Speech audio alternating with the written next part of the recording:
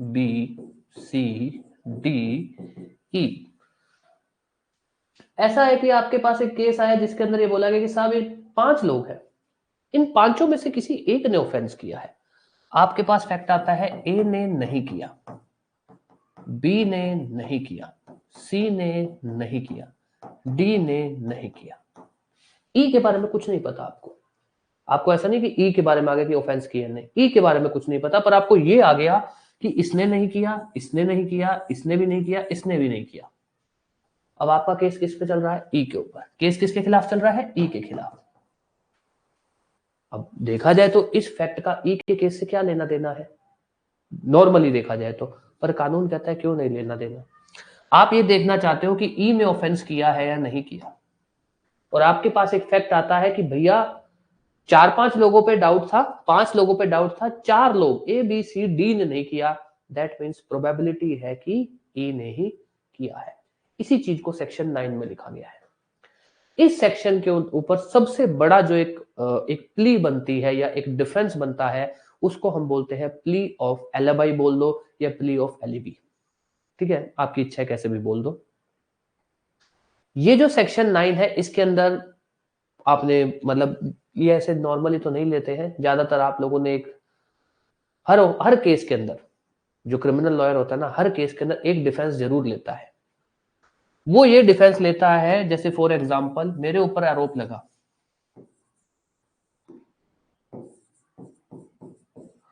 कि मैंने किसी का मर्डर किया है, तो मेरा वकील ना, जो अगर आप लोग नॉर्मल कोर्ट से थोड़ा बहुत देखते होंगे, तो मेरा वकील एक डिफेंस जरूर लेने की कोशिश करेगा कि मर्डर कहाँ हुआ? सर मर्डर हुआ जयपुर में। कितनी तारीख को हुआ? सर मर्डर हुआ 20 जनवरी को। मेरा वकील ये डिफेंस लेने की कोशिश जरूर करेगा कि मैं उस तारीख को जयपुर में था ही नहीं।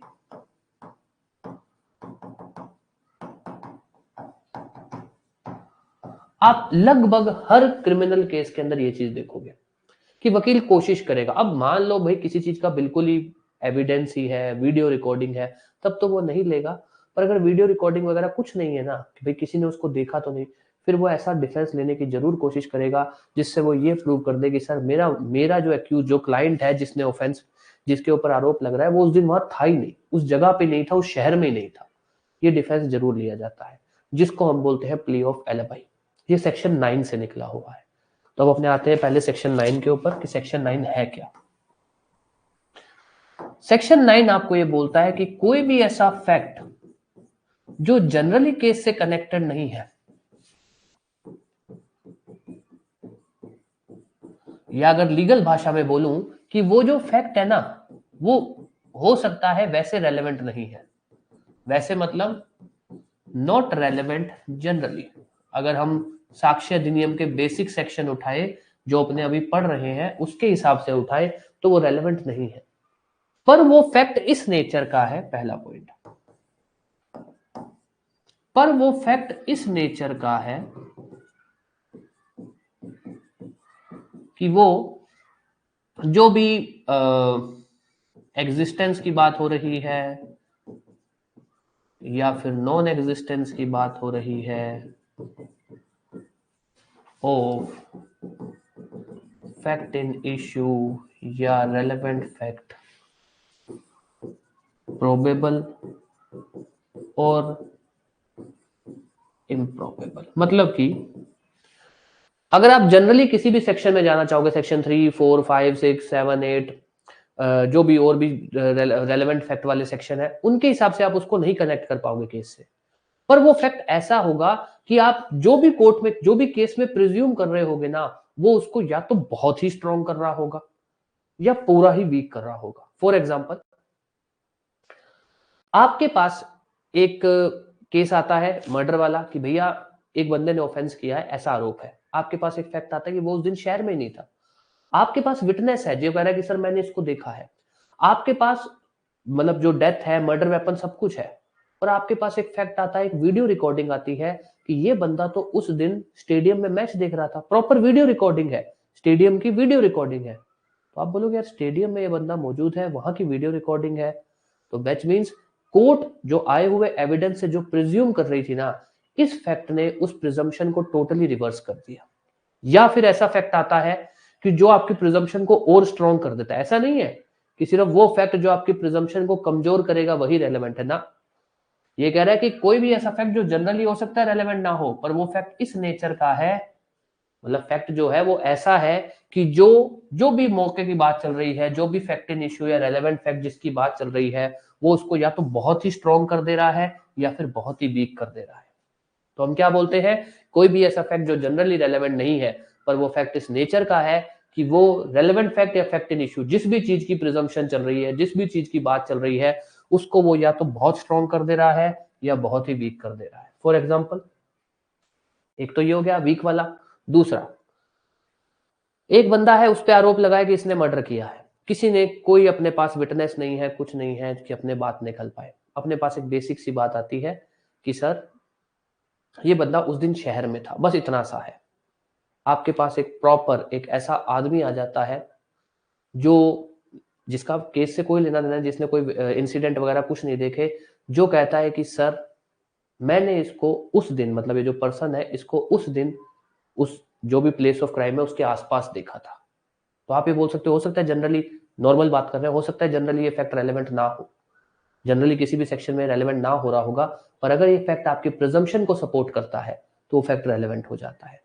तो सेक्शन 9 जो है ना, वो उन फैक्ट को कवर करता है जो फैक्ट हो सकता है जनरली रेलेवेंट ना हो, पर अगर वो फैक्ट कोर्ट की जो प्रिजम्पशन है, कोर्ट की जो बातें चल रही हैं रेलेवेंट फैक्ट या फैक्ट इन इश्यू को लेकर, अगर वो उस बात को स्ट्रॉन्ग कर रहे हैं या फिर अगर वो उस बात को वीक कर रहे हैं। कैसे बोला जाता है, कोई भी ऐसा फैक्ट जो जनरली रेलेवेंट नहीं है, पर अगर वो फैक्ट इस नेचर का है कि वो फैक्ट इन इश्यू या रेलेवेंट फैक्ट जिसकी जिस भी चीज को लेकर डिस्प्यूट चल रहा है, अगर वो उसकी एग्जिस्टेंस को या तो प्रोबेबल कर देते हैं या फिर इम्प्रोबेबल कर देते हैं। सिंपल भाषा में लिखें, इसेंशियल्स की बात करें, पहला फैक्ट नॉट रेलेवेंट जनरली, दूसरा fact is of A nature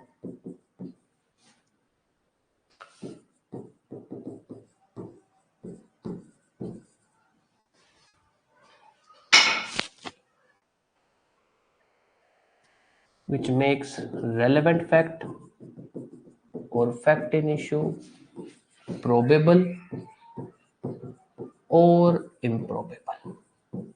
बस दो ही बातें होती हैं कि जनरली वो फैक्ट रेलेवेंट हो नहीं रहा होता है, पर वो फैक्ट इस तरह का होता है जो कोर्ट के अंदर, केस के अंदर जो भी रेलेवेंट फैक्ट या फैक्ट इन इश्यू चल रहे होते हैं उसको या तो बहुत स्ट्रॉन्ग कर देता है या फिर बहुत ही ज्यादा वीक कर देता है। एग्जाम्पल, इसके अंदर सबसे बड़ा एग्जाम्पल जो हम लेते हैं कि भाई ए के ऊपर ये आरोप लगा है कि उसने मर्डर किया है ऑन 20 जनवरी 2025 को इन कैलकाटा। आपके पास एक फैक्ट आता है कि 20 जनवरी को ए वाज इन चेन्नई।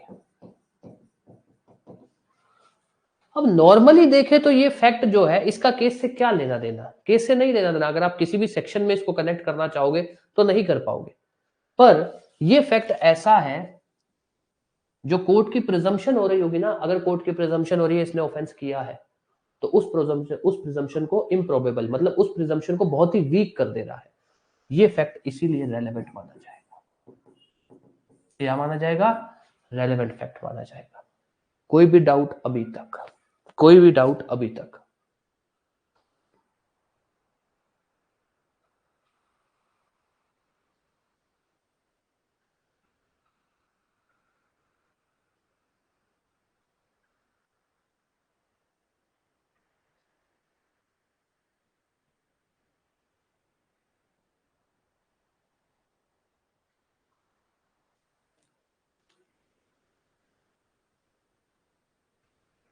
ठीक है, अब आ जाइए अगला पॉइंट। इसी सेक्शन के, या सेक्शन अपने बात करें 9 से, इसी सेक्शन के ऊपर एक प्ली है विच इज प्ली ऑफ, हाँ अभी बता देता हूं, दोबारा लिख देता हूं ना मैं। ये तो चलो मैंने ना ये वाली जो इसेंशियल लिखी ना, ये तो ऐसी है जो हम पेपर में लिखते हैं, ठीक है, जो एग्जाम पॉइंट ऑफ व्यू से, मतलब एक स्टैंडर्ड लैंग्वेज ये बनती है। एक ना इसेंशियल, अब मैं इसेंशियल लिख रहा हूं इस तरीके के लिख रहा हूं जो प्लीज पेपर में मत लिख देना, मतलब ये समझ लो अगर एग्जामिनर आपको नंबर देना भी चाहेगा ना वो तब भी नहीं देगा, तो इसको सिर्फ एक समझने के लिए रख लेना। इसेंशियल, पहला फैक्ट नॉट रेलेवेंट, दूसरा एग्जिस्टेंस ऑफ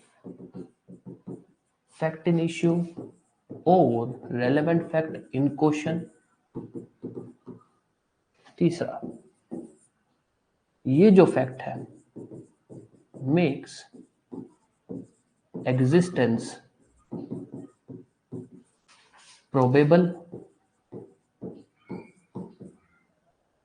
प्रोबेबल मतलब पॉसिबल, या फिर बोल दीजिए क्लियर, और मेक्स एग्जिस्टेंस improbable, improbable और नॉट पॉसिबल, नॉट पॉसिबल। अब ध्यान देना, सबसे पहली बात, वो जो फैक्ट होगा ना वो फैक्ट किसी और सेक्शन में रेलेवेंट नहीं होगा। अगर फैक्ट किसी और सेक्शन में रेलेवेंट हो रहा है तब आप सेक्शन 9 नहीं लगा सकते हो। भी मान लो वो सेक्शन, वो fact as a conduct, as a part of transaction, as motive, as preparation, ऐसे कहीं से भी रेलेवेंट हो रहा है, बात खत्म, तब आप सेक्शन 9 नहीं लाओगे। पर अगर वो फैक्ट ऐसा है जो और किसी सेक्शन में आप रेलेवेंट नहीं कर सकते हो, और किसी सेक्शन में वो रेलेवेंट बन ही नहीं रहा, इन शॉर्ट वो फैक्ट ऐसा है जो एज पर, मतलब एक जनरल अपने साक्ष्य अधिनियम लगाएंगे तो वो रेलेवेंट नहीं हो रहा होगा। फिर बात आएगी कि आपके केस में अभी क्या चल रहा हो, बीइंग ए जज, आपके केस में अभी ना डिस्प्यूट चल रहा होगा कि कोई भी चीज, कोई तो या तो मान लो रेलेवेंट फैक्ट या फिर फैक्ट इन इश्यू ऐसा हुआ या नहीं हुआ। फॉर एग्जाम्पल उसने मर्डर किया या नहीं किया, फॉर एग्जाम्पल उसने प्रिपरेशन की या नहीं की, मतलब वेपन खरीदा या नहीं खरीदा, उसका मोटिव था या नहीं था। चाहे तो फैक्ट इन इश्यू का सवाल चल रहा होगा, चाहे रेलेवेंट फैक्ट का। फैक्ट इन इश्यू मतलब मेन जो सवाल है या तो उनका डिस्प्यूट चल रहा होगा या फिर रेलेवेंट फैक्ट का डिस्प्यूट चल रहा होगा। तो पहली बात, फैक्ट ऐसा होगा जो जनरली केस से कनेक्ट नहीं कर सकते हो आप। दूसरा, सवाल क्या चल रहा होगा कि भैया फैक्ट इन इश्यू या फिर रेलेवेंट फैक्ट हुआ है या नहीं हुआ है, क्लैरिटी अभी तक नहीं आई होगी। तीसरा, वो जो फैक्ट है ना जो हो सकता है, जो जनरली रेलेवेंट नहीं था, वो फैक्ट उस फैक्ट इन इश्यू या फिर रेलेवेंट फैक्ट जिसका सवाल चल रहा है उसको क्लियर कर रहा होगा कि या तो हुआ है या नहीं हुआ है। तो हम क्या बोलते हैं, ऐसा कोई भी फैक्ट जो जनरली रेलेवेंट नहीं है और उस केस के अंदर फैक्ट इन इश्यू या फिर रेलेवेंट फैक्ट सवालों में चल रहा है। रेलेवेंट फैक्ट क्या होता है, फैक्ट इन इश्यू क्या होता है, वो आप अब समझ चुके हो, ठीक है। और ये जो फैक्ट है ना जो जनरली रेलेवेंट नहीं है, वो फैक्ट इस फैक्ट इन इश्यू को या फिर इस रेलेवेंट फैक्ट को क्लियर कर रहा है कि क्लियर क्या, कि भैया ये है, या फिर ये कर रहा है कि ये नहीं है। लीगली बोले तो क्या कर रहा है कि ये जो फैक्ट है, जो पहला पॉइंट है, ये फैक्ट इन इश्यू या फिर रेलेवेंट फैक्ट को या तो प्रोबेबल कर रहा है या इम्प्रोबेबल, या तो कह रहा है कि ये हुआ है या कर रहा है कि नहीं हुआ है। तब हम बोल देते हैं कि भैया ये जो फैक्ट है ना ये इनसे कनेक्टेड है, ये इनसे कनेक्टेड है। इसी वजह से इस फैक्ट को भी हम क्या बोल देते हैं कि ये रेलेवेंट फैक्ट है। अब डाउट क्लियर है, अब कोई भी डाउट, जैसे इसमें हमने किया कि भैया नॉर्मली आपको फैक्ट बोला जाए कि ए ना 20 तारीख को चेन्नई में था, आपको यार हमको क्या लेना देना चेन्नई में था, वो कहीं भी हो 20 तारीख को, वो 20 तारीख को चेन्नई में था, वो 20 तारीख को दुबई में था, गोवा में था, हमको क्या लेना देना। पर वकील कह रहा है कि सर 20 तारीख को तो ए पर आरोप लग रहा है, तब आपको लगेगा हाँ यार नॉर्मली हमको 20 तारीख को ए क्या कहां था, हमको क्या लेना देना। पर यहां पर सवाल ही यही चल रहा है कि क्या 20 तारीख को ए ने मर्डर किया क्या, तो जब ये 20 तारीख को चेन्नई में था तो मर्डर कैसे कर देगा। तो जनरली हो सकता है फैक्ट रेलेवेंट नहीं है, पर अब रेलेवेंट हो गया। क्यों, क्योंकि जो चीज सवाल है ना ये फैक्ट इस सवाल को क्लियर कर रहा है कि ऐसा नहीं हुआ है, ऐसा नहीं हुआ है, ठीक है। अब डाउट क्लियर है। लिखना ये मत लिख देना, ये वाला लैंग्वेज यूज करना है अपने को।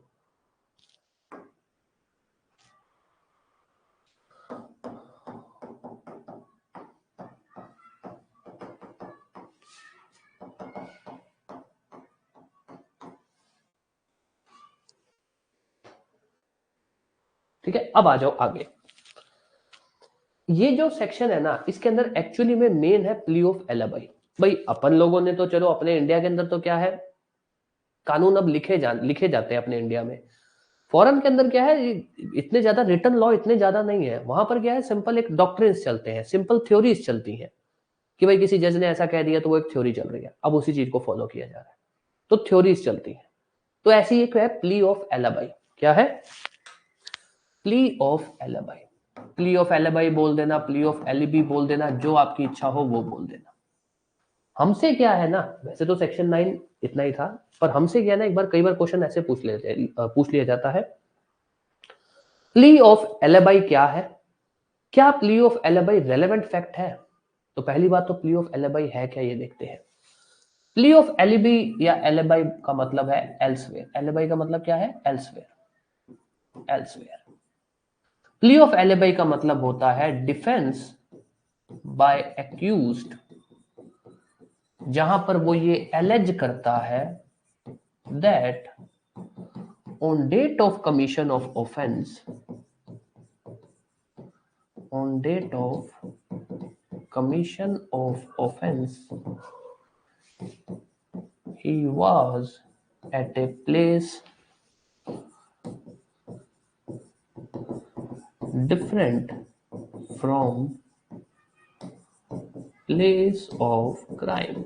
मतलब कि सिंपल सी भाषा है, चलो तो ऐसे लिख दिया, आपको जैसे लिखना हो वैसे लिख देना। प्ली ऑफ एलिबाई का मतलब ये होता है एक डिफेंस होता है, ये एक डिफेंस लिया जाता है एक्यूज्ड पर्सन द्वारा। किसके द्वारा? एक्यूज्ड द्वारा। एक्यूज्ड पर्सन ये डिफेंस लेता है कि सर जिस दिन आप कह रहे हो ना मैंने ऑफेंस किया है, उस दिन मैं जहां पे जो प्लेस ऑफ क्राइम है उससे कहीं और था। तो क्या कर रहा है कि एक ऐसा डिफेंस है बाय एक्यूज्ड पर्सन जहां पर वो ये एलिज करता है कोर्ट में कि मैं कहां पर था, मैं एक ऐसी जगह पर था जो प्लेस ऑफ क्राइम से अलग जगह है। फॉर एग्जाम्पल, उस पे आरोप लगा कि तुमने मर्डर कहां किया है, कैलकाटा में। वो कह रहा है सर मैं तो उस तारीख को था ही चेन्नई में। This is called plea of alibi, कि मैं प्लेस ऑफ क्राइम से अलग जगह पे था। उसको हम बोलते हैं प्ली ऑफ एलिबाई या फिर डिफेंस ऑफ एल्सवेयर, कि मैं कहीं और था। ये बात क्लियर हुई प्ली ऑफ एलिबाई क्या होता है।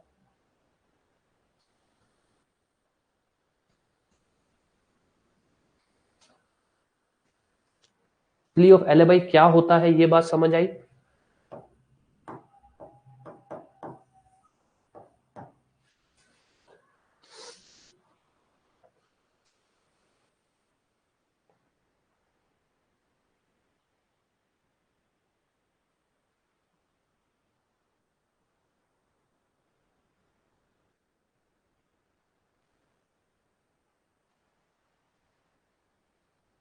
हाँ जी, प्ली ऑफ एलिबाई क्या होता है, ठीक है। अब आ जाइए कि ये plea of alibi relevant fact है, बिल्कुल है। किस सेक्शन में है? सेक्शन 9 में, जो अपने पढ़ रहे हैं ना उसमें। अब बात आती है सेक्शन 9 में कैसे है। प्ली ऑफ एलिबाई है क्या, प्ली ऑफ एलिबाई कर क्या रही है? प्ली ऑफ एलिबी जो है ये चीज को क्लियर कर रही है, या ये बोल दे इस चीज को क्लियर कर रही है कि एक्यूज्ड ने ऑफेंस नहीं किया, ऑफेंस नहीं किया। क्योंकि ऑब्वियस है कि भाई मुझ पे आरोप लगता है कि मैं कैलकाटा में था, मैंने कैलकाटा में मर्डर किया है, मैं तो उस दिन चेन्नई में था।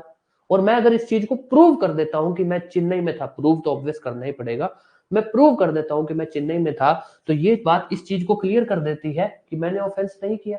विच मीन्स कि जो प्ली ऑफ एलिबाई है वो existence of fact in issue या फिर रेलेवेंट फैक्ट को इम्प्रोबेबल कर देती है कि भैया ये हो ही नहीं सकता, इम्प्रोबेबल कर देती है। यही तो कर रही है कि भाई आप कह रहे हो इसने ऑफेंस किया है, इसने तो प्रूव कर दिया, ये तो उस दिन किसी दूसरे शहर में था, ये तो ऑफेंस कर ही नहीं सकता। तो ये क्या कर रहा है, plea of alibi improbable, inconsistent कर देती है कि ऐसा चीज नहीं हो सकता, इम्पॉसिबल कर दे रही है कि ये चीज नहीं हो सकती है।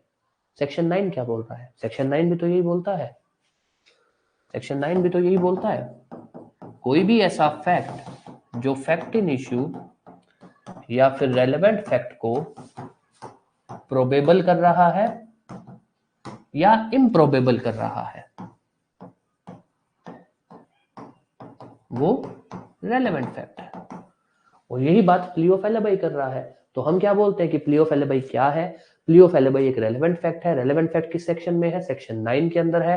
सेक्शन 9 में रेलेवेंट क्यों है? क्योंकि जो प्ली ऑफ एलिबी है वो फैक्ट इन इश्यू या फिर रेलेवेंट फैक्ट, जिस भी चीज का डिस्प्यूट चल रहा है उसको इम्प्रोबेबल कर देती है। और सेक्शन 9 भी यही बोलता है कि कोई भी ऐसा फैक्ट जो फैक्ट इन इश्यू या रेलेवेंट फैक्ट को इम्प्रोबेबल या प्रोबेबल कर देता है वो रेलेवेंट फैक्ट है। बस प्ली ऑफ एलिबी इम्प्रोबेबल कर रही है। तो इसीलिए हम बोलते हैं कि जो प्ली ऑफ एलिबी है वो एक रेलेवेंट फैक्ट है अंडर सेक्शन 9 ऑफ भारतीय साक्ष्य अधिनियम, ऑफ भारतीय साक्ष्य अधिनियम। कोई भी डाउट इस बात को लेकर? इसका एग्जाम्पल वही बनेगा। प्ली ऑफ एलिबी का एक ही एग्जाम्पल बनता है कि वो बंदा कहीं और था। जैसे अपने ने भी एक एग्जाम्पल लिया वैसा था कि वो बंदा प्लेस ऑफ क्राइम से कहीं और था। This is plea of alibi.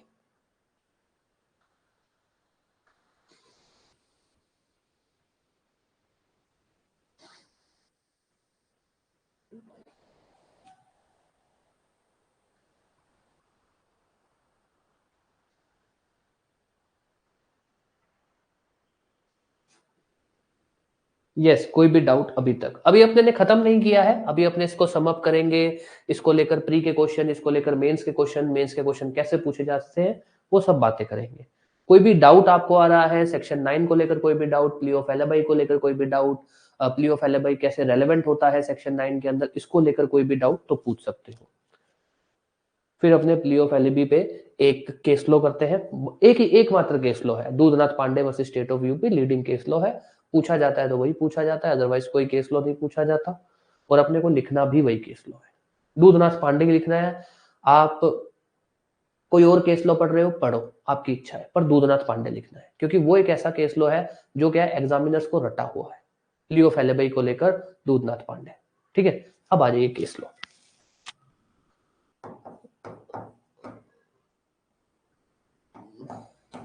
Dudhnath Pandey versus state of UP.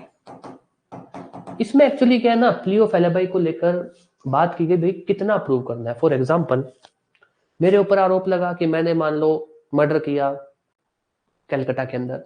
मैं कह रहा हूं कि सर मैं चेन्नई में था।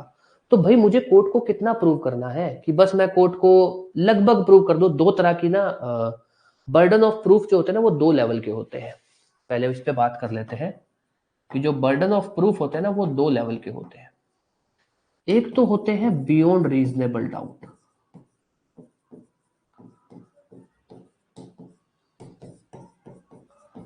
एक होता है प्रिपोंडरेंस ऑफ प्रोबेबिलिटी।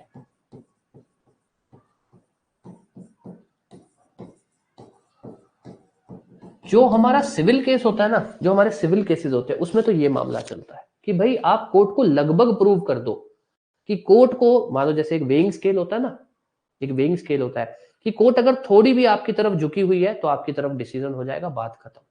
प्रिपोंडरेंस ऑफ प्रोबेबिलिटी कि भाई प्रोबेबिलिटी अगर निकाले कि दोनों में से कौन सी पार्टी स्ट्रांग लग रही है तो जो स्ट्रांग लग रही है उसके फेवर में डिसीजन हो जाएगा। ये सिविल में चलता है। ये जो बियॉन्ड रीजनेबल डाउट होता है ना, ये क्रिमिनल में फॉलो किया जाता है कि अगर आपको नॉर्मल होता है कि अगर आपको क्रिमिनल केस में कोई फैक्ट प्रूव करना है तो आपको कोर्ट को वो चीज 100% प्रूव करनी होगी। आपको वो चीज कोर्ट के अंदर फुल्ली स्टैब्लिश करनी पड़ेगी। क्या? Fully establish. वहां वेइंग स्केल वाला सिस्टम नहीं चलेगा। कोर्ट को आपको 100% सेटिस्फाई करना होगा कि कोर्ट को लगे कि हाँ यार आप उस दिन वहां नहीं थे। डाउट नहीं कि कोर्ट को आपने डाउट क्रिएट कर दिया और कोर्ट आपकी बात मानेगी ना, आपको 100% सेटिस्फाई करना पड़ेगा। तो दूधनाथ पांडे में यही बोला गया कि प्ली ऑफ एलिबी का बर्डन कितना होगा? Beyond reasonable doubt. आपको कोर्ट को फुल्ली एस्टेब्लिश करना पड़ेगा। आप सिर्फ डाउट क्लियर कर दे रहे हो ना, उससे नहीं। फॉर एग्जाम्पल एक विटनेस है जो बोल रहा है कि सर मैंने इसको मर्डर करते देखा है। आप भी एक विटनेस ले आए जो कह रहा है कि सर ये तो उस दिन मेरे साथ था, मतलब वही कलकत्ता चेन्नई वाले केस में कि ये तो सर उस दिन मेरे साथ चेन्नई में था। विटनेस से पूछा अच्छा तुम्हारे साथ था, कहाँ था? सर हम लोग होटल में थे। अच्छा तो भाई होटल का कोई स्टाफ आया? कुछ होटल का कोई स्टाफ कह रहा है सर कोई स्टाफ नहीं है। भाई होटल का था तो होटल के अंदर कैमरे लगे होते हैं, स्टाफ है, तुमने होटल में रुके हो तो तुमने जो होटल में जब चेक इन होता है तो ये आईडी प्रूफ दिए होंगे, वो सब कुछ भी नहीं है। तो ऐसे नहीं है कि तुम कुछ भी ले आओगे, कोई भी विटनेस ले आओगे और कोर्ट को तुम मतलब डाउट में डाल दोगे और तुमको प्ली ऑफ एलिबाई का डिफेंस मिल जाएगा ना। अगर तुम प्ली ऑफ एलिबाई का डिफेंस ले रहे हो तो तुमको कोर्ट को 100% ये चीज प्रूव करनी होगी, एक मतलब प्रॉपर 100% कि कोर्ट को लगे कि हाँ भैया तुम वहां प्लेस ऑफ क्राइम पर नहीं थे। एक चीज, प्ली ऑफ एलिबी कौन लेता है? एक्यूज्ड। तो इसका बर्डन भी किस पे होगा? एक्यूज्ड के ऊपर। किसके ऊपर होगा? एक्यूज्ड के ऊपर। एक्यूज्ड को ये प्रूव करना होगा कि भैया मैं उस दिन वहां नहीं था।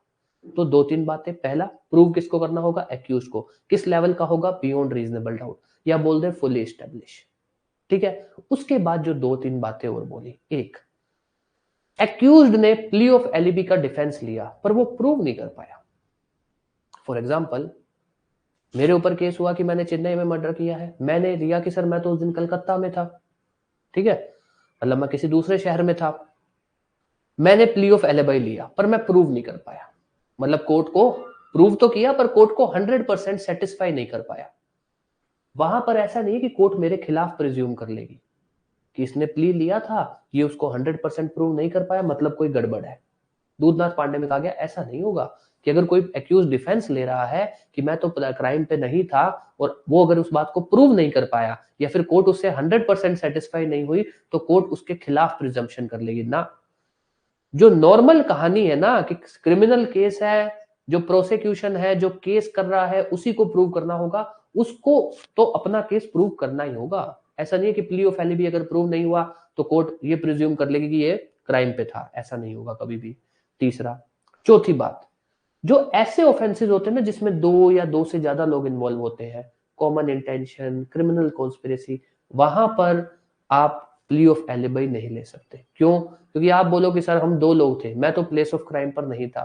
भैया कॉमन इंटेंशन में तुम्हारा प्लेस ऑफ क्राइम पर होना जरूरी भी नहीं है, क्रिमिनल कॉन्स्पिरेसी में तुम्हारा प्लेस ऑफ क्राइम पर होना जरूरी भी नहीं है।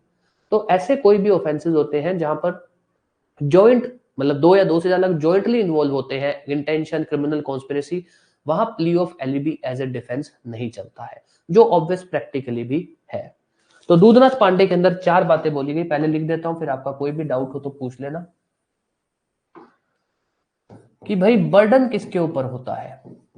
एक्यूज्ड के ऊपर। बर्डन ऑफ प्रूफ किस लेवल का होता है? बियॉन्ड रीजनेबल डाउट का। Beyond reasonable doubt. अगर जो एक्यूज्ड है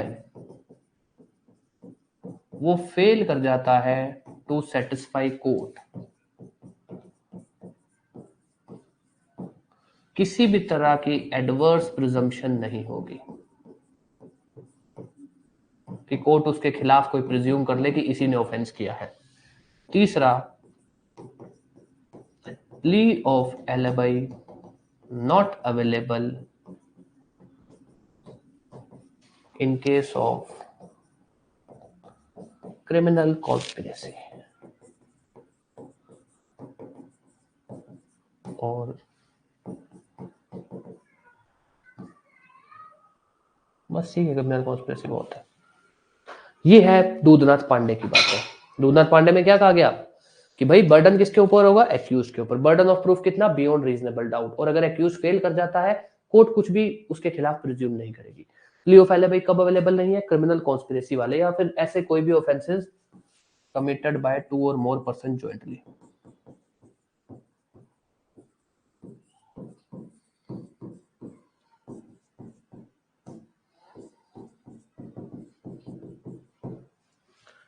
ये है दूधनाथ पांडे का। कोई भी डाउट, कुछ भी?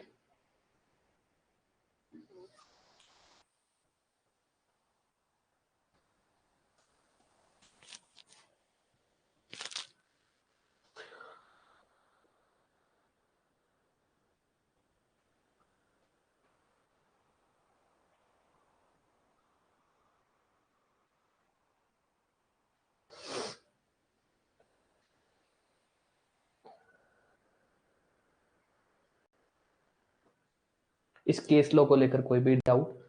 फिर अपने आते हैं अब टॉपिक पे।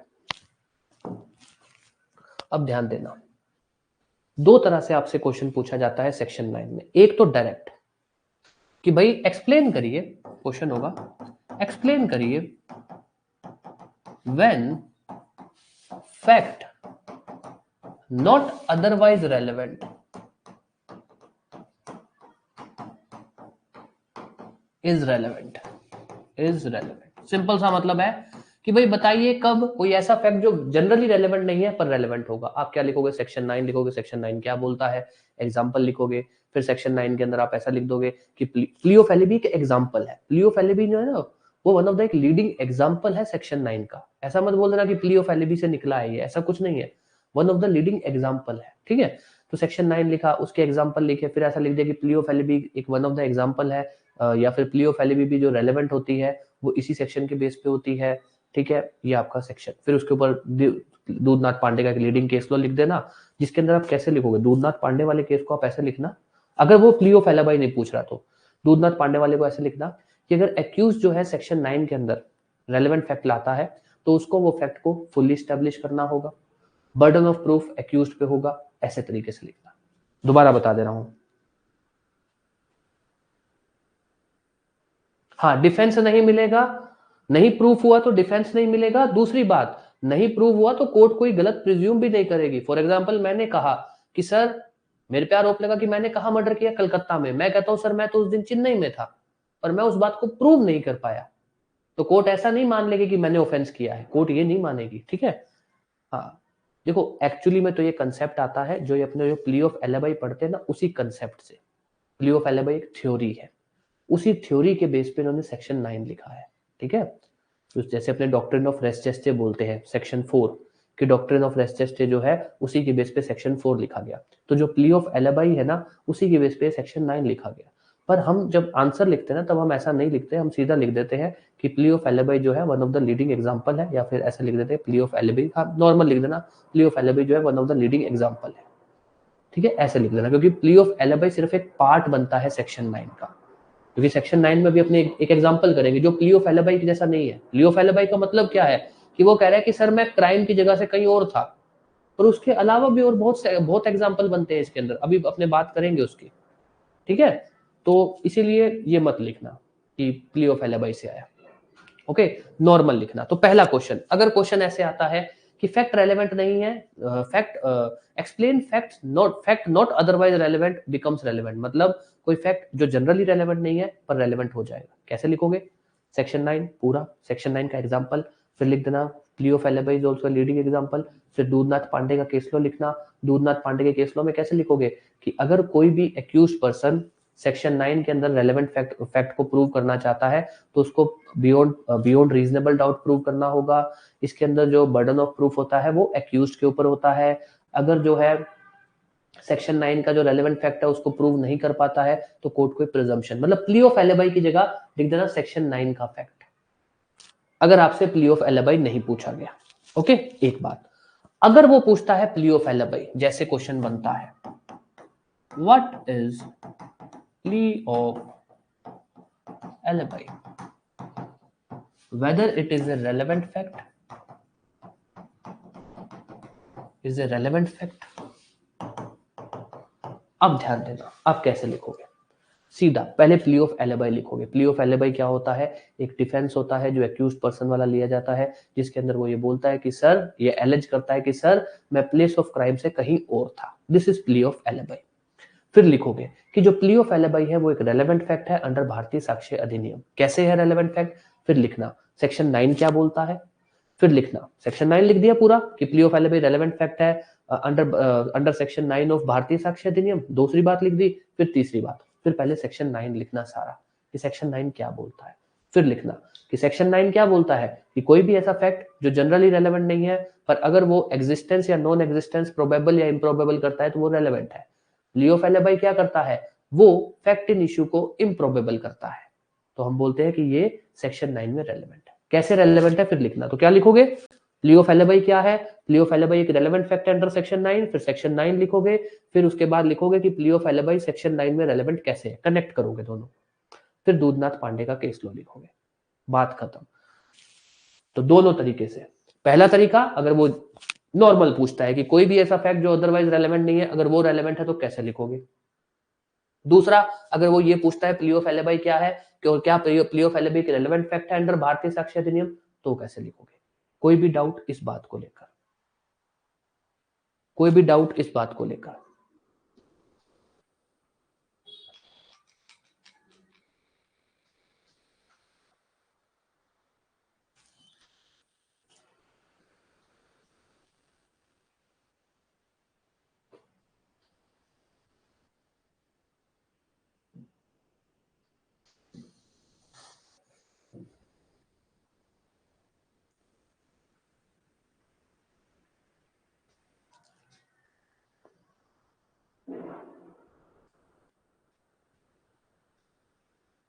आंसर तो इसका आपको जो नोट्स मिलेंगे ना वो उसी में मिलेगा, मतलब जैसे जो आपको जैसे अभी नोट्स मिल रहे हैं ना क्वेश्चन आंसर टाइप में, वैसे ही मिलेंगे।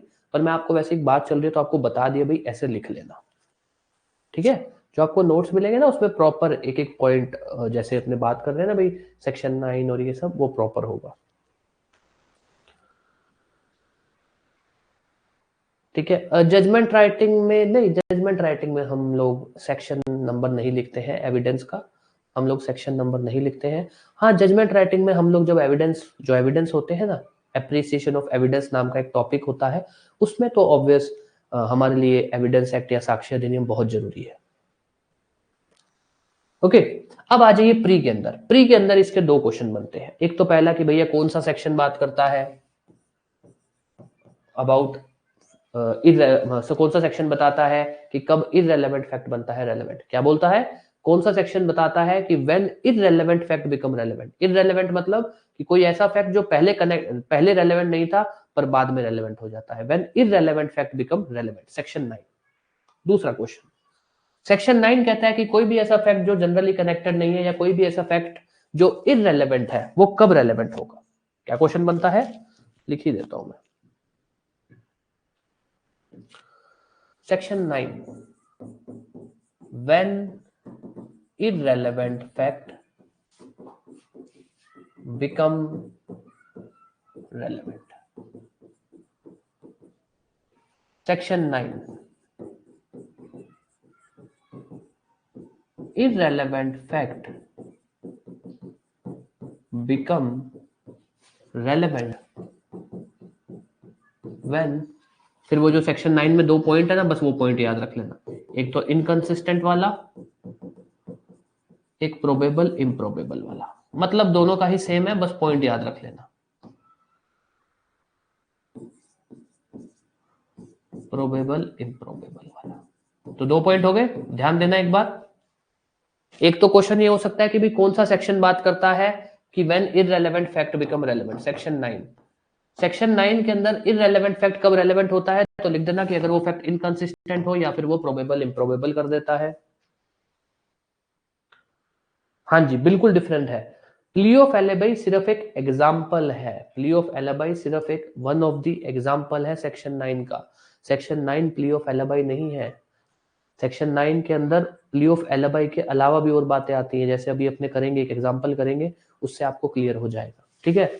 उसके अलावा जो क्वेश्चन बनता है, प्ली ऑफ एलिबाई किस सेक्शन में रेलेवेंट है, किस सेक्शन में रेलेवेंट है, ठीक है? उसके अलावा सेक्शन 9 का leading case law, leading case law, Dudhnath Pandey, Dudhnath Pandey.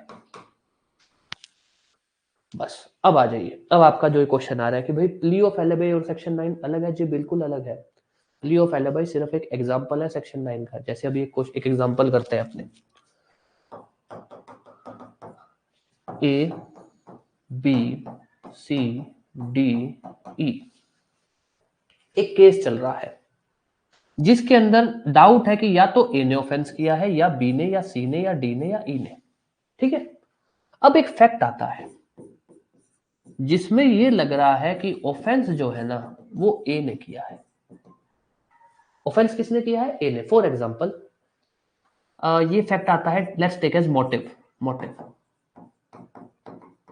एक मोटिव तरह का मोटिव बता रहा होता है, ए का मोटिव बन रहा होता है कि यार ए का तो मोटिव बन रहा है एज इफ कि उसने ऑफेंस किया होगा, तो मोटिव एक रेलेवेंट फैक्ट है। कौन से सेक्शन में मोटिव रेलेवेंट फैक्ट है बताओ? कौन से सेक्शन में मोटिव एक रेलेवेंट फैक्ट है, बताओ।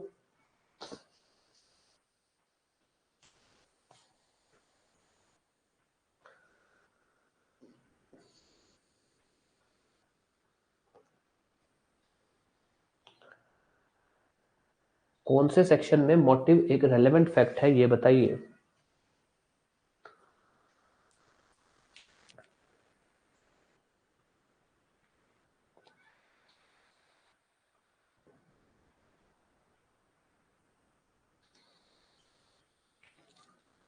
ठीक है, गुड। अब ध्यान दो, ये फैक्ट क्या आ रहा है, ए का मोटिव। किसका मोटिव बता रहा है, ए का।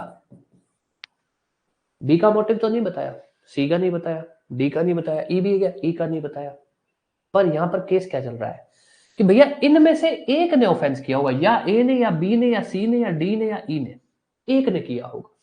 तो अब ये बताइए, आपके पास केस में ये सारे एक्यूज होंगे भाई, या इन पांचों में से एक ने किया है, तो आप एक्यूज तो सभी को बनाओगे ना कि भैया इनमें से एक को कन्विक्ट कर देंगे, बाकी सबको बरी कर देंगे।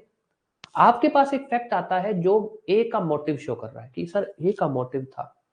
अब मानते हैं कि ये जो फैक्ट है ना, जो ए का मोटिव शो कर रहा है, ये फैक्ट जनरली रेलेवेंट है for A under section 6 of भारतीय साक्ष्य अधिनियम। सही है, कुछ गलत तो नहीं लिखा कि ये जो फैक्ट है जो ए का मोटिव बता रहा है, ये फैक्ट ए के केस में रेलेवेंट फैक्ट है अंडर सेक्शन 6। कुछ गलत तो नहीं है।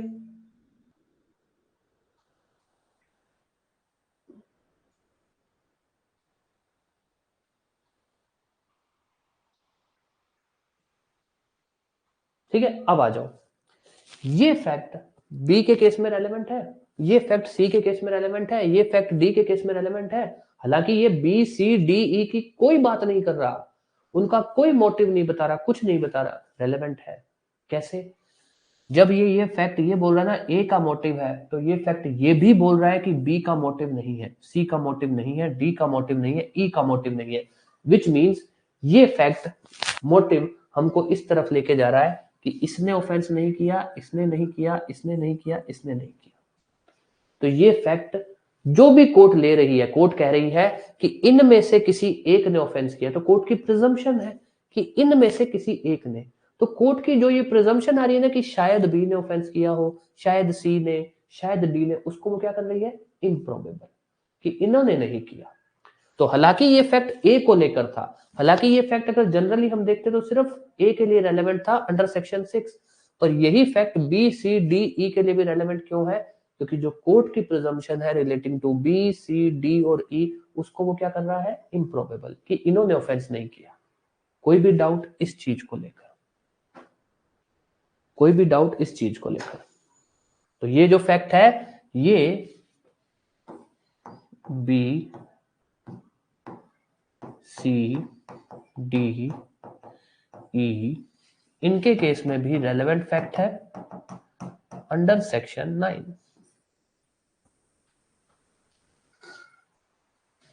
अब ये बात समझ आई, तो अब आपको समझ आ गया भाई, प्ली ऑफ एलिबी सेक्शन 9 नहीं है। सेक्शन 9 का सिर्फ एक वो एक आधा सा एग्जांपल है, आप ये मान लो, प्ली ऑफ एलिबी। तो इसीलिए हम नहीं बोलते हैं कि प्ली ऑफ एलिबी सेक्शन 9 है, हम बोलते हैं भैया प्ली ऑफ एलिबी तो मतलब one of the leading example है ऑफ सेक्शन 9। नहीं, जॉइंट ऑफेंस नहीं है, जॉइंट नहीं है कि इन्होंने सबने किया है। हम कह रहे हैं कि इनमें से एक ने किया है। जैसे कई बार ऐसा हो जाता है कि भाई जांच एजेंसी कहती है कि सर हमको क्लियर नहीं है किसने ऑफेंस किया है, पर ये 2-3 लोग हैं, इनमें से किसी एक ने किया होगा। तो कोर्ट कहती है कोई बात नहीं, सभी के खिलाफ केस चला दो, जो कन्विक्ट हो जाएगा, बाकी सबको बरी कर देंगे। तो ये जॉइंट ऑफेंस थोड़ी है। जॉइंट ऑफेंस तो तब होता है कि जब दोनों ने ऑफेंस किया हो, दोनों ने मिलकर ऑफेंस किया है, उन दोनों का एक साथ ट्रायल चल रहा है, तो दोनों ही या तो कन्विक्ट होंगे या फिर एक्विट होंगे। जॉइंट ऑफेंस वो होता है, ये जॉइंट ऑफेंस नहीं है, या फिर इवन जॉइंट ट्रायल भी नहीं बोल सकते अपने इसको।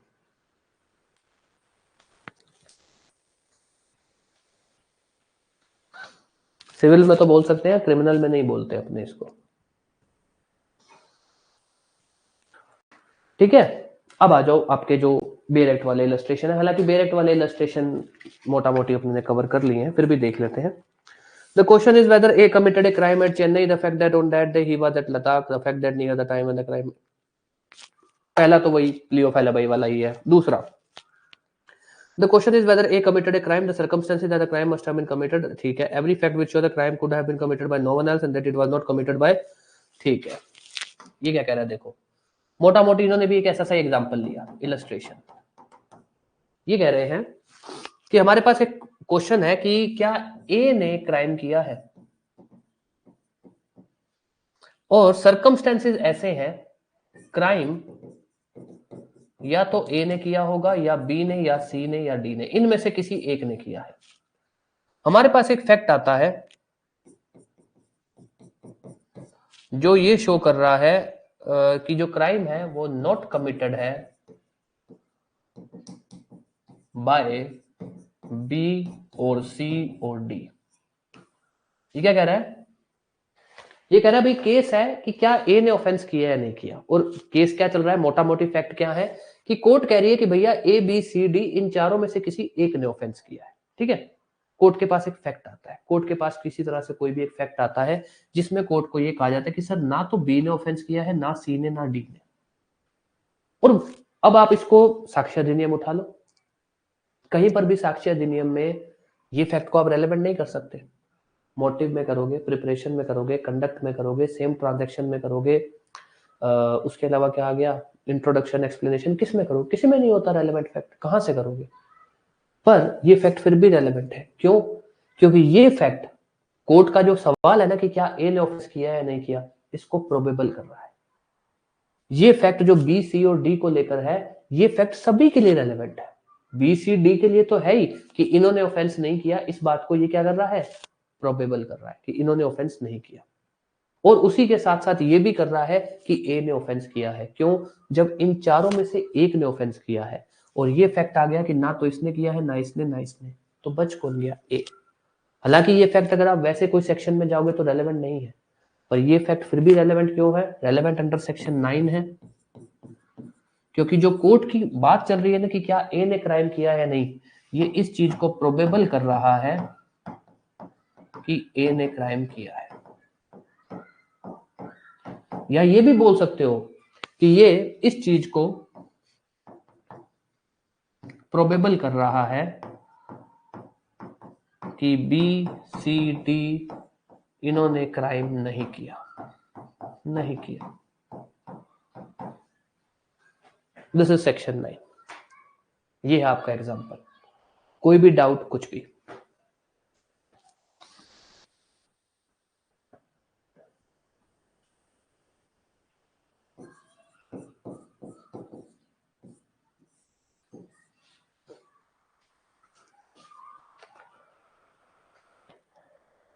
यस, कोई भी डाउट, कुछ भी?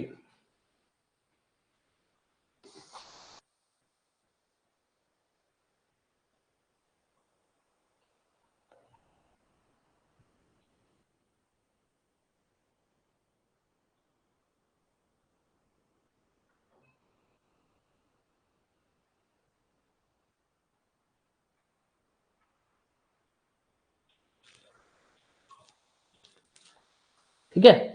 ये है आपका सेक्शन 9. इसमें आपसे प्री में तो बहुत सिंपल क्वेश्चन आता है, मेंस के अंदर इसके इलस्ट्रेशन तो कम चांस है आने के, क्योंकि ये टॉपिक ऐसा ना बहुत थोड़ा हाईलाइटेड टाइप सा टॉपिक है, तो इलस्ट्रेशन इसका जल्दी पकड़ में आ जाता है. इससे डायरेक्ट क्वेश्चन ऐसा आता है प्लियो फैलेबाई वाला, या फिर कौन कब जो है इररिलेवेंट फैक्ट रेलेवेंट बनता है, इसको बताइए ऐसे करके. ठीक है. तो दूधनाथ पांडे इसका लीडिंग केस लो है, अच्छे से पढ़ना. अब आ जाइए सेक्शन 10 पे. छोटा सा सेक्शन है, अभी खत्म कर देंगे बस. जो बोलता है in a suit for damages, fact जो अमाउंट ऑफ डैमेजेस बताए कि कितना नुकसान हुआ. अब सेक्शन 10 जो है ना वो ऐसे नहीं है कि आप, हाँ जी, बर्डन ऑफ प्रूफ जो है एक्यूज्ड पर होगा. बर्डन ऑफ प्रूफ का मतलब है किसको प्रूव करना है, तो एक्यूज्ड को प्रूव करना होगा. बर्डन ऑफ प्रूफ मतलब प्रूव करने की ड्यूटी किसकी है. मान लो मैं अगर कह रहा हूं कि सर मैं ऑफेंस की जगह पर नहीं था, तो ये बात किसको प्रूव करनी होगी? मुझे, एक्यूज्ड. ठीक है. अब आ जाइए सेक्शन 10, बहुत सिंपल सा है, प्री में कभी पूछा जा सकता है बस। कैसे कि भाई कौन सा सेक्शन बोलता है कि डैमेजेस के सूट के अंदर ऐसा कोई भी फैक्ट जो अमाउंट ऑफ डैमेजेस बताएगा वो रेलेवेंट फैक्ट होगा। तो जैसे सेक्शन 10 क्या है, नॉर्मली ऐसा होता है भाई, मान लो आप जज हो गए, कॉन्ट्रैक्ट का केस ले लो, मैं आपकी कोर्ट में आया, मैंने कहा जी सर, मैंने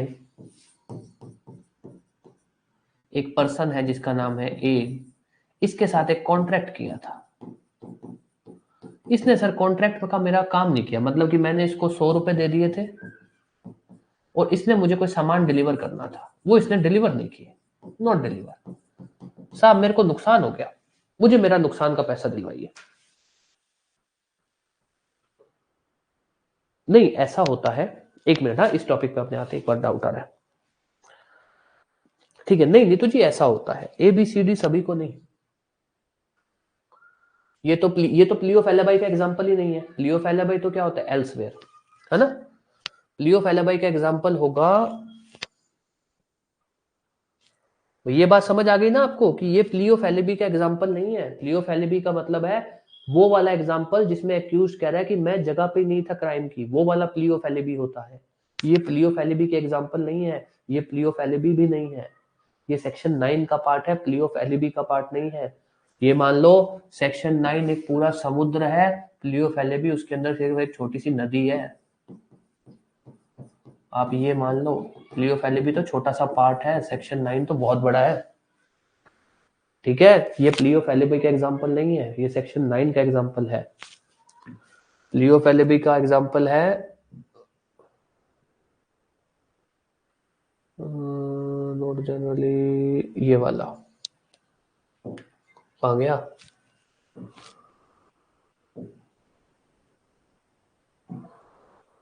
ये वाला, ये प्लियो फेलिबी का एग्जांपल है, जहां एक्यूज्ड कहता है कि साहब मैं तो जगह पे नहीं था, तो वहां पर तो एक्यूज्ड ही एक होता है ना, यहां पर ले लो, ए कह रहा है कि साहब मैं नहीं था, तो कौन रहा है, ए की तो एक्यूज्ड है, एक ही तो एक्यूज है जो ये कह रहा है मैं नहीं था, फिर भी अगर डाउट है तो सिंपल याद रखना, वो बंदा जो कह रहा है कि मैं क्राइम वाली जगह पर नहीं था उसको प्रूव करना होगा, वो बंदा जो कह रहा है कि मैं क्राइम वाली जगह पर नहीं था उसको प्रूव करना होगा, ठीक है, ये बात ध्यान रखना। पूरे सेक्शन 9 को प्लियो फेलिबी मत समझो, प्लियो फेलिबी सिर्फ एक पार्ट है सेक्शन 9 का, ठीक है। अब आ जाइए, अब देखो मैं आपकी कोर्ट में आया, मैंने कहा भाई मैंने एक के साथ कॉन्ट्रैक्ट किया था और मैंने उसको 100 रुपए दिए थे, उसने मुझे कोई सामान डिलीवर करना था, मुझे सामान नहीं डिलीवर किया, तो मुझे जो है डैमेजेस दिए जाए, तो मैं तो ऐसे बोल दूंगा कि भाई मुझे डैमेजेस दे दो आप 1 लाख रुपए, 1 लाख रुपए, अब ऐसे थोड़ी 1 लाख रुपए आप दो दोगे, आप कैलकुलेट करोगे ना भैया सच में नुकसान कितना आया फिर देंगे 1 लाख रुपए, तो आप कैसे कैलकुलेट करोगे, आप कहोगे अच्छा 100 रुपए तो आपने दे दिए थे, ये जोड़ देते हैं, अच्छा और कोई, फिर मेरे को बोलेगे आप भाई, मुझे ही बोलोगे, मैं आया हूँ कि भाई मुझे मेरा नुकसान आया है, तो मुझे ही बोलोगे कि बताओ क्या क्या नुकसान हुआ है, तो मैं लाऊंगा कि साहब 100 रुपए तो मैंने उसको दिए, ठीक है साहब, कॉन्ट्रैक्ट किया, ठीक है साहब, मुझे सामान नहीं डिलीवर किया, अच्छा सामान डिलीवर करने की वजह से क्या नुकसान हुआ कि सर वो सामान मैंने जब बाजार से लिया तो मुझे 20 रुपए 30 रुपए और महंगा पड़ा, तो चलो ठीक है 20-30 रुपए तुम्हारे और जोड़ दिए, और बताओ, और साहब मेरा साहब इनकन्वीनियंस जोड़ दो कि मैं जो तंग हुआ ये वो, तो कोर्ट ने कहा ठीक है।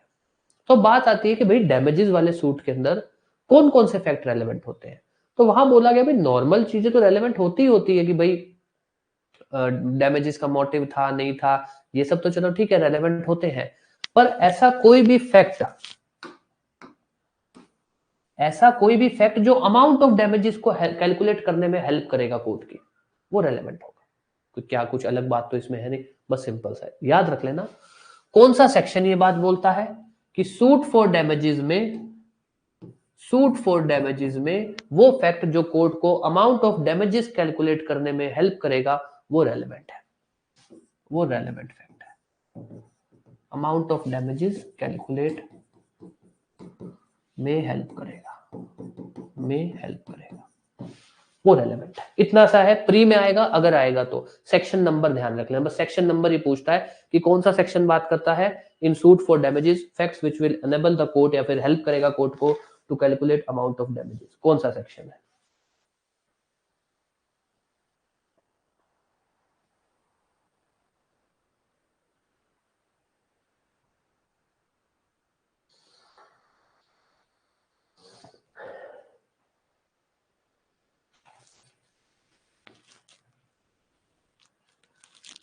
यस, कोई भी डाउट फिर अपने आगे चलते हैं। प्री का क्वेश्चन है, प्री के हिसाब से देख लेना बस, और कुछ मत देखना है इसके अंदर। सेक्शन 11, सेक्शन 11 भी स्पेशल केसेस में लगता है। व्हेन राइट और कस्टम इन क्वेश्चन, इन क्वेश्चन। अब जैसे क्या होता है कि भाई मैं ये बोलता हूं कि सर हमारा एक पारिवारिक कस्टम है कि हम हर साल फलाने मंदिर में जाते हैं। ये क्वेश्चन चल रहा है कि जाते हैं कि नहीं जाते हैं, सॉरी हमारा ये कस्टम है या नहीं है कि हम हर साल फलाने मंदिर में जाते हैं, ऐसा कुछ भी। या फिर कुछ ऐसे ना राइट होते हैं जो ये कह सकते हैं भाई आपको ऑन पेपर नहीं दिखेंगे, जैसे कि फिशरी का राइट। आपकी कोई जमीन है, उसमें एक आपने एक तालाब बना रखा है और वहां पे आप मछली पालन करते हो और आप बहुत सालों से करते आ रहे हो। अब वो क्या है, वो एक ऐसा राइट है जो ऑन पेपर नहीं है, राइट टू फिशरी। ठीक है, जमीन आपकी, आपने तालाब बनाया, आप फिशरी का कर रहे हो। कल को कोई डिस्प्यूट होता है, आप कहते हो कि साहब मैं तो ये कब से कर रहा हूँ, दूसरा कहता है नहीं सर ये तो अभी करने लगा है, इस चीज को लेकर कोई सवाल उठ जाता है। तो सिंपल सा है कि या तो आपके कल्चर की कोई आपका कोई आपके धर्म का, आपके कोई फैमिली का ऐसा कोई भी कल्चर है, उसको लेकर कोई सवाल उठता है कि वो है या नहीं है, या किसी राइट, किसी भी तरह के आपके राइट को लेकर सवाल उठता है जो राइट ऑन पेपर नहीं शो हो रहा, उसको लेकर कोई भी सवाल उठता है वो है या नहीं है। तो यहां पर सिंपल है कि भाई कोई भी ऐसा फैक्ट आता है जो या तो ट्रांजैक्शन शो कर रहा है या फिर ऐसा कोई भी इंसिडेंट शो कर रहा है, दो चीजें, दोनों में से कुछ भी है। कोई भी ऐसा ट्रांजैक्शन शो कर रहा है जिसमें आपने उस राइट को या कस्टम को एक्सरसाइज किया था, क्लेम किया था। मतलब कि सिंपल है कि भाई एक फैक्ट लेकर आते हो जिसमें आप बोलते हो कि सर मैंने पिछले साल भी यहाँ से मछलियां निकाली थी, देखिए मैं मछलियां बाजार में बेच के आया, फिर मुझे उतने पैसे मिले। तो यहाँ पर क्या आया कि आपने एक ट्रांजैक्शन शो की कि जहां पर आपने पिछले साल भी ये काम किया था। क्वेश्चन आता है कि भाई फिर आता है, मान लो फॉर एग्जांपल आपने एक फैक्ट लेकर आया कि सर पिछले साल या 2 साल पहले ही इस चीज को लेकर एक बार विवाद हुआ था, तब भी हम थाने में गए थे, ये देखो मैं थाने की रिपोर्ट दिखाता हूँ।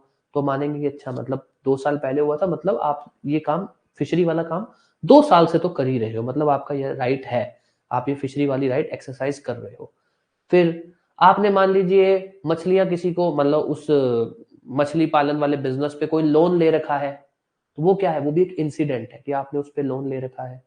तो मतलब आपका वो, आप वहां पर मछली पालन कर रहे हो तभी आपको लोन मिला होगा ना। तो सिंपल सा है, कुछ इसमें कुछ ऐसा बहुत ज्यादा कॉम्प्लिकेट मत करना, सिंपल सा।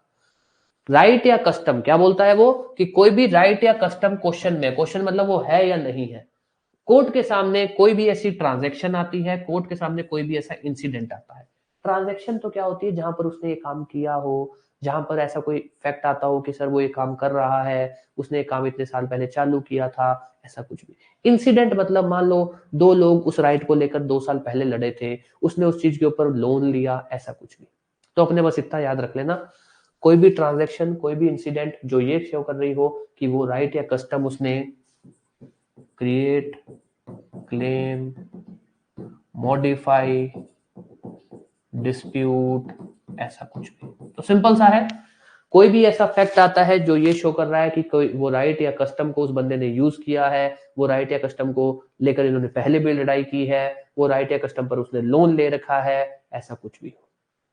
या फिर पहले 2 साल पहले वो मछली पालन करता था, फिर अभी 2 साल पहले ही उसने, मतलब मछली पालन वो करता आ रहा था, 2 साल पहले ही उसने उस पॉन्ड को बड़ा किया है। तो ये भी एक तरह का क्या है, एक इंसिडेंट है कि अच्छा इसने अब उस तालाब को बड़ा किया, मतलब उससे पहले भी एक मछली पालन कर रहा था। तो ये कुछ एक सिंपल है, कुछ कुछ नहीं पूछा जाता ना मेंस में ना कुछ, प्री में कई बार आ जाता है, वो भी इतना सा कि कौन सा सेक्शन बात करता है about fact relevant when right और कस्टम इन क्वेश्चन, या फिर अगर राइट या कस्टम क्वेश्चन में है तो क्या फैक्ट रेलेवेंट होते हैं, ऐसा कोई भी फैक्ट जो ट्रांजैक्शन का हो, ऐसा कोई भी फैक्ट जो इंसिडेंट, प्री में वो भी मैक्सिमम, और कुछ नहीं आता। कोई भी डाउट कुछ भी। सेक्शन 10 सेक्शन 11 को मेंस के पर्पज से नहीं, सिर्फ प्री के पर्पज से देख लेना, और वो भी इंडेक्स पर्पज से। सेक्शन 10 किस चीज में लगता है, सूट फॉर डैमेजेस में। सेक्शन 11 कब लगता है, जब राइट या कस्टम क्वेश्चन में हो, बस, और कुछ अलग नहीं है। कोई भी डाउट कुछ भी आपको पूछना है तो पूछ सकते हो। क्लास अपनी तरफ से खत्म है। सेक्शन 9 बहुत इंपॉर्टेंट है, प्ली ऑफ एलिबी बहुत अच्छे से करना, केस लो उसका एक ही है और वो एक ही केस लो करना, बस और कुछ मत करना चाहिए। ठीक है। क्वेश्चन दो तरीके से आ सकते हैं, वो मैंने आपको बता दिया। लियो फेलेबाई वाला तरीके से आएगा तो कैसे लिखोगे, और अगर दूसरे तरीके से आएगा तो कैसे लिखोगे।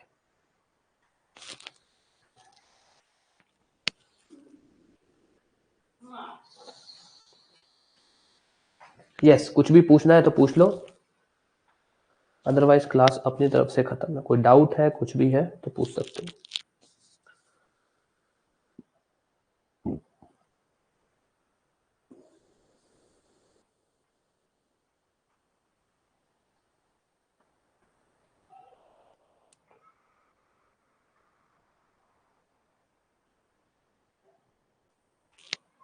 हाँ जी, इलस्ट्रेशन कौन से वाला इलस्ट्रेशन चित्रांता जी? ये वाला जो किया, ये कहाँ गया? ये वाला आपने जो इलस्ट्रेशन किया था ना, ये बेरेक्ट का ही था। ये बेरेक्ट का इलस्ट्रेशन किया कि भाई ए के ऊपर आरोप लगा क्राइम वाला, और मतलब क्वेश्चन उठ रहा है कि क्या ए ने ऑफेंस किया है नहीं किया, और ऐसा है कि 4 लोग हैं जिन पे आरोप लग रहा है, A B C D, A B C D, और फैक्ट ये कह रहे हैं कि इनमें से किसी एक ने ऑफेंस किया है। क्या? कि इनमें से किसी एक ने ऑफेंस किया है। अच्छा, 11 का क्या? 11 का कोई, चलो बता देता हूँ इलस्ट्रेशन, उसके अंदर सारा कुछ ही है, मोटा मोटी बता देता हूँ जो इलस्ट्रेशन है, ठीक है। पर इतने तक लिमिट मत रखना, सिंपल बता देता हूँ। सेक्शन 11 कहता है भैया राइट टू फिशरी का सवाल उठा। क्या कह रहा है ये? राइट टू फिशरी का मतलब फॉर एग्जाम्पल ए एक पर्सन है, बी एक पर्सन है, डिस्प्यूट हो गया। क्वेश्चन किस चीज का? बी कह रहा है सर इसका राइट टू फिशरी नहीं है। राइट टू फिशरी मतलब कोई तालाब है, वहां से मछली निकालने का इसका अधिकार नहीं है। ए कह रहा है सर मेरा अधिकार है। तो राइट टू फिशरी का कोई सवाल उठ गया। अब उस केस के अंदर कोई भी फैक्ट आता है, जैसे फैक्ट बता देता हूं, इससे बाहर भी अपने देख लेंगे। कोई भी फैक्ट आता है जिसके अंदर ए के पिता ने मछली निकाली थी, जब ए के पिता ने निकाली थी तो ए की जमीन, ए के पिता की जमीन अब ए के पास आ गई, तो वो भी निकाल सकता है। कोई भी ऐसा फैक्ट आता है जिसमें ए ने क्या लोन लिया मछली पालन पर लोन लिया, जो मोर्टगेज वाला पॉइंट है ना वो यही कह रहा है। उसके बाद हाँ, कोई भी ऐसा फैक्ट आता है कि भाई ए और सी पहले भी लड़े हैं मछली पालन को लेकर, मतलब ये तो फैक्ट डिस्प्यूट ए और बी का है। ऐसा है कि ए और सी 2 साल पहले लड़े थे, सी कोई उसका पड़ोसी होगा, इनकी कोई आपस में लड़ाई हो गई होगी, ये मछली पालन कर रहा होगा कि ये जमीन तेरी नहीं है मेरी है, तो ऐसा भी कोई फैक्ट, मतलब कि अगर वो फैक्ट भी कोर्ट के सामने आता है, मतलब कोर्ट ये मानेगी कि भैया ए मछली पालन कर रहा है, कहीं ना कहीं मछली पालन तो है, ठीक है। अगर ए और सी में भी डिस्प्यूट हुआ है तो आज भी 2 साल बाद भी अगर ए मछली पालन में है तो ए मछली पालन कर रहा है। तो सिंपल सा आता है, कोई भी ऐसा फैक्ट जो उस मछली पालन को लेकर हो, उस मछली पालन को लेकर ये शो कर रहा है कि वो चीज है, कहीं ना कहीं तो है, या डाउट क्रिएट कर रही है कि शायद है। भी मान लो उसने उस पर लोन लिया, मान लो उसको उस मछली पालन को लेकर पहले भी वो किन्हीं लोगों से लड़ाई हुई हुई है उसकी, या फिर उस मछली पालन को लेकर पहले भी किन्हीं लोगों से केस चल रहा है उसका, या फिर उसके पिताजी ने मछली पालन पर लोन लिया था, इसने लोन लिया है, ठीक है। या फिर मान लो किसी पर्सन को इसने मछलियां बेची थी, वो आता है कि साहब मेरे को इसने मछलियां बेची थी, तो ये सब चीजें क्या है, उस राइट की तरफ लेकर जाती है। लोन ऐसे हो जाएगा ना भाई, मान लो मैं ये कह रहा हूं कि साहब ये मेरा मछली पालन का व्यापार है, मैं इससे हर 6 महीने में 2 लाख रुपए कमाता हूँ, ठीक है।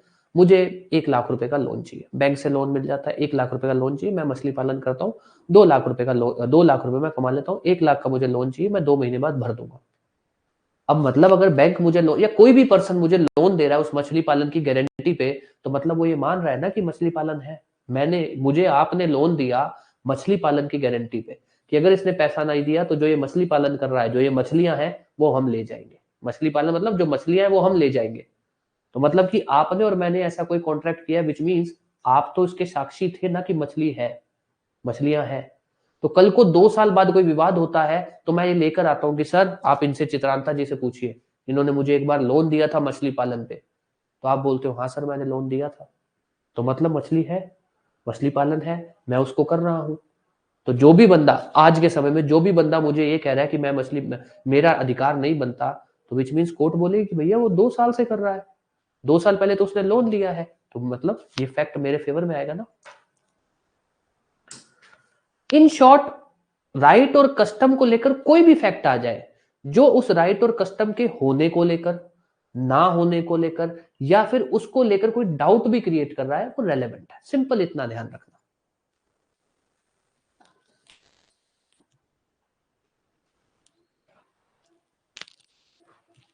ठीक है, यहां पर तो इन्होंने बहुत लिमिटेड एग्जांपल लिखे हैं, अपने सिंपल ऐसे ध्यान रख लेना कि अपने को ज्यादा दिमाग लगाना ही नहीं है। राइट और कस्टम को लेकर कोई भी फैक्ट है जो राइट और कस्टम को होने को लेकर, ना होने को लेकर, या फिर उसको लेकर कोई डाउट भी क्रिएट कर रहा है, वो रेलेवेंट है।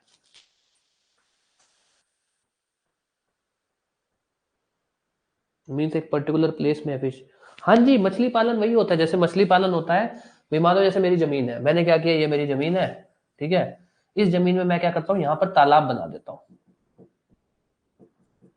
ठीक है, तालाब बना दिया, अब उसमें क्या है, मैं मछलियां पाल लेता हूँ, मछलियां पाल लेता हूँ, इसको बोलते हैं फिशरी, मछली पालन। ठीक है, यहाँ पर मछलियां, मैं करता क्या हूँ, मछलियां पालता हूँ, इन मछलियां, जब ये मछलियां बड़ी हो जाती हैं, उनको निकालता हूँ, मार्केट में बेच आता हूँ। This is fishery.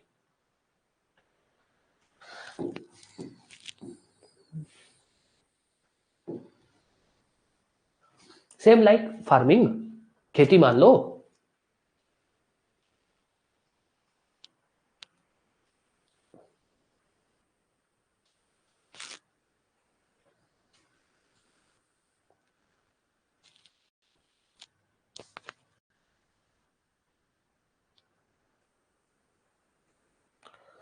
ठीक है, बस इतना सा है।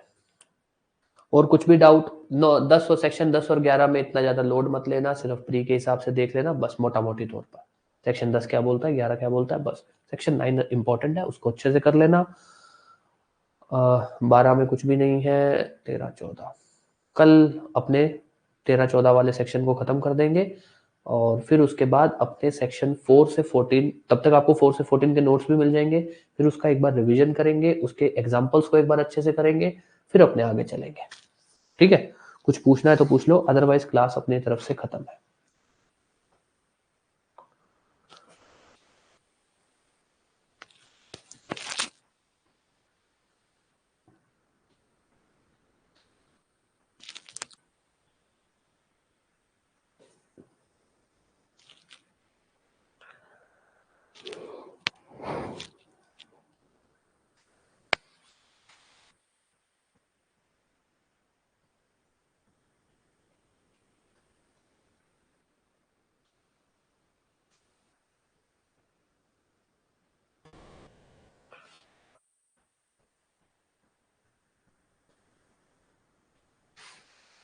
चलिए फिर, ठीक है, थैंक यू।